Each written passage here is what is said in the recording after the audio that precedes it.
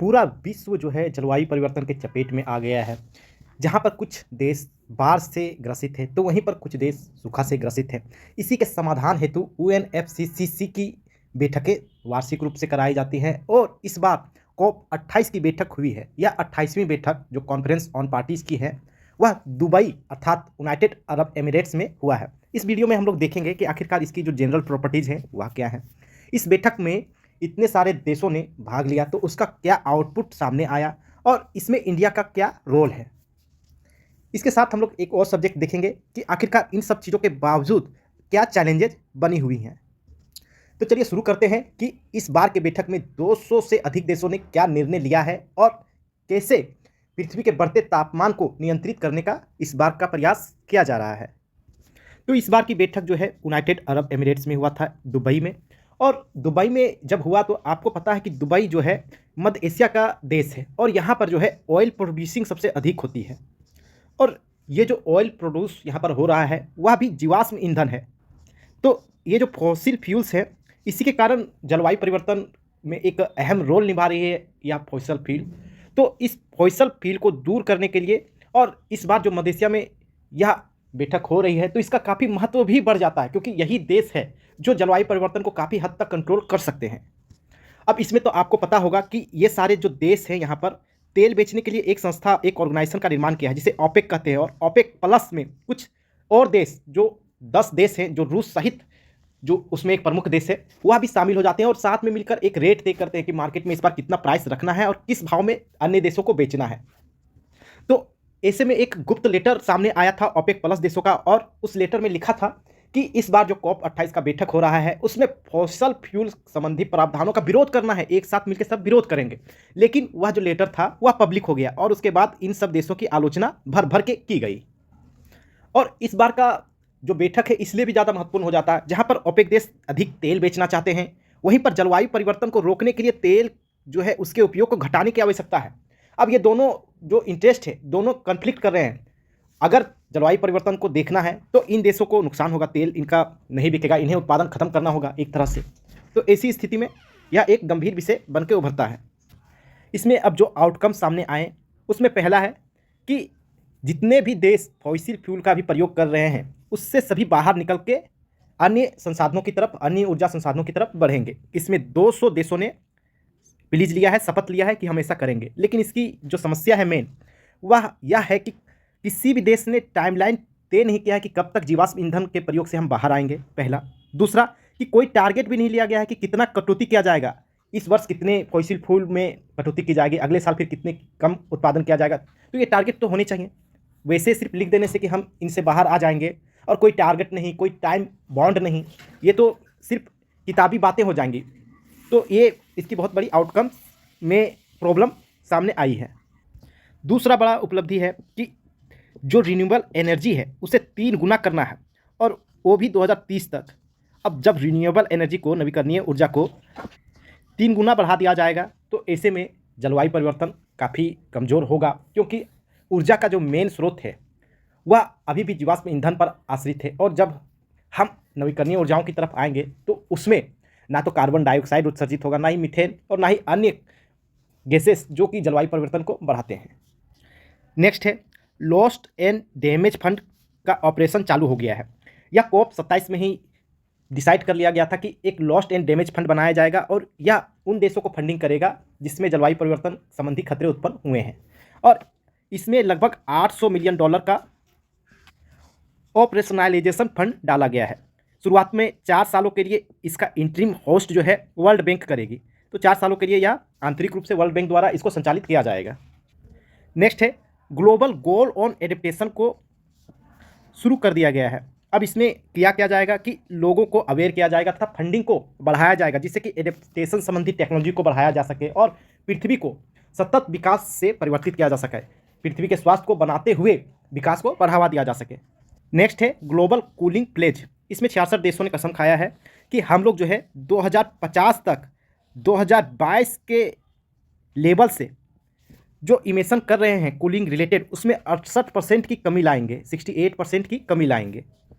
Next है nuclear energy को 2050 तक 3 गुना कर दिया जाएगा। अभी जो उत्पादन हो रहा है इससे 3 गुना उत्पादन 2050 तक किया जाएगा। अगला है, जब जीवाश्म ईंधन से बाहर निकलना है तो कोयला भी तो उसमें आएगा, तो इसके लिए स्पेशली एक प्रावधान किया गया है। अब इसके लिए जो है चैलेंजेस विकासशील देशों को और अविकसित देशों को अधिक आएगी। कारण यह है कि कोयला पर ही ऊर्जा भी अधिकांश देशों का निर्भर है, खासतौर से विकासशील देशों का। और भारत जैसे देश तो 50% से अधिक उत्पादन जो है ऊर्जा का कोयला से ही कर रहे हैं, तो भारत के लिए यह चुनौतीपूर्ण होगा। नेक्स्ट है क्लाइमेट फाइनेंसिंग की। तो अंकटाड द्वारा, जो कि एक ट्रेड संस्था है, ट्रेड को बढ़ावा देने वाला, उसने कहा है कि न्यू कलेक्टिव क्वांटिटेटिव गोल्स को अचीव करने के लिए जो विकसित देश है उन्हें विकासशील देश को $500 बिलियन देना होगा, वो भी 2025 तक, ताकि जितने भी नए तरह के गोल्स अचीव करने हैं विकासशील देशों को वे अचीव कर सकें। और यह संभव होगा जब तक आप उन्हें $500 बिलियन नहीं दे देते हैं वित्तीय मदद, तब तक वे इन गोल्स को अचीव नहीं कर पाएंगे। तो एक नया प्रावधान इसमें दिया गया है। इसमें एक इनिशिएटिव भी स्टार्ट किया जा रहा है जो कि चैम्प इनिशिएटिव होगा। इसका जो मूल मकसद होगा वह यही होगा कि जितने भी तरह के क्लाइमेट स्ट्रेटजीज होंगे उनको इफिशिएंटली प्लानिंग किया जा सके, फाइनेंस किया जा सके और इम्प्लीमेंटेशन किया जा सके, उन सब चीज़ों का फिर अच्छे तरीके से मॉनिटरिंग किया जा सके। तो इन सब बातों को ये चैम्प इनिशिएटिव में शामिल किया जाएगा। अगला है ग्लोबल क्लाइमेट स्टॉकटेक। जब पेरिस जलवायु समझौता 2015 में हो रहा था, उसी वक्त यह तय कर लिया गया था कि 2023 से हर देश अपने जलवायु परिवर्तन संबंधी रणनीति को साझा करेंगे 2 वर्षीय आधार पर UNFCCC के साथ। तो वह डेट 2023 इसी वर्ष था, इसीलिए सभी ने अपनी रणनीतियों को साझा किया और उन सबको कंबाइन करके इस संस्था ने प्रकाशित किया।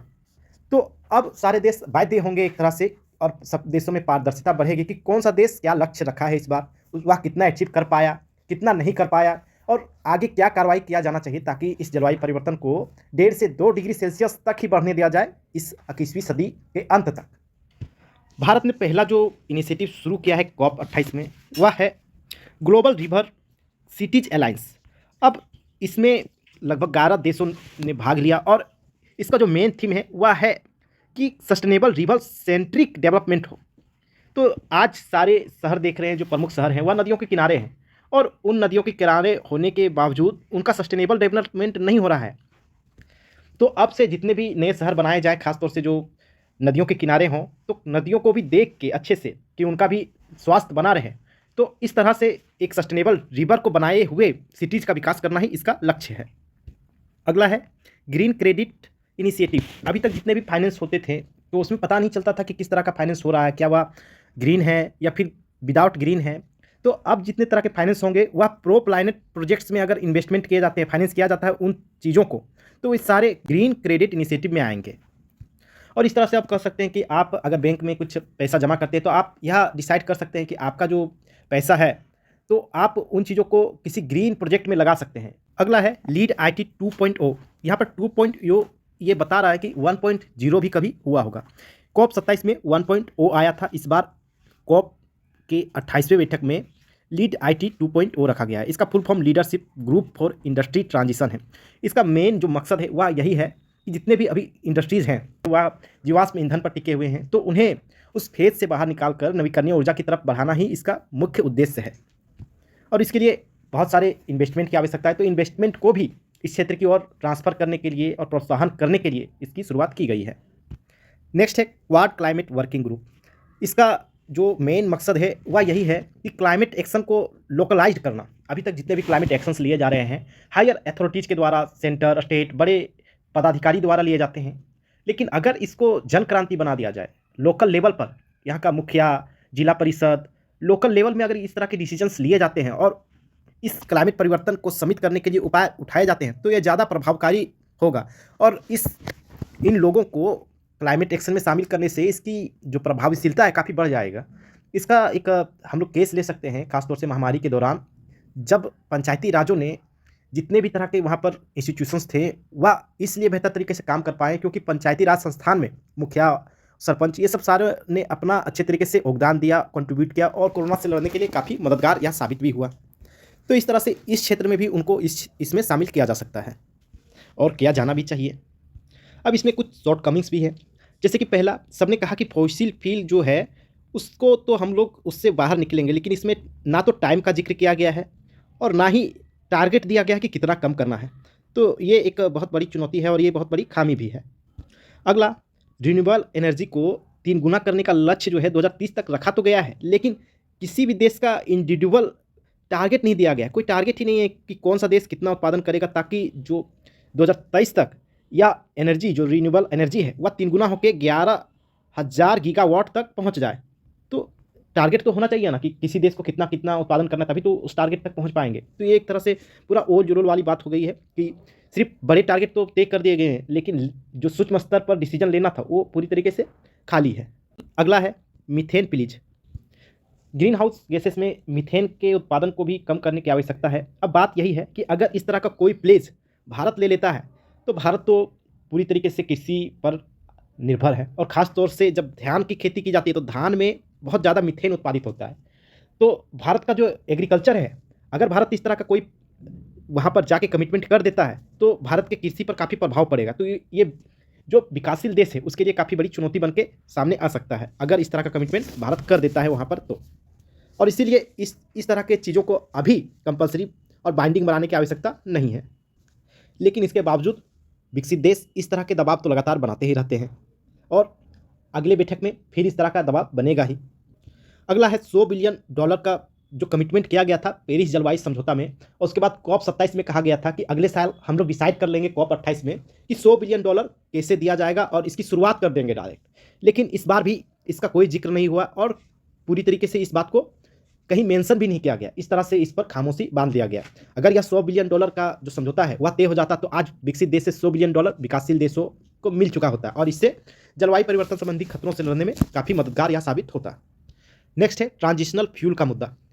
जब जीवाश्म ईंधन से बाहर आना है और नवीकरणीय ऊर्जा की तरफ बढ़ना है तो कोई ना कोई तो ट्रांजिशनल फ्यूल चाहिए हमें।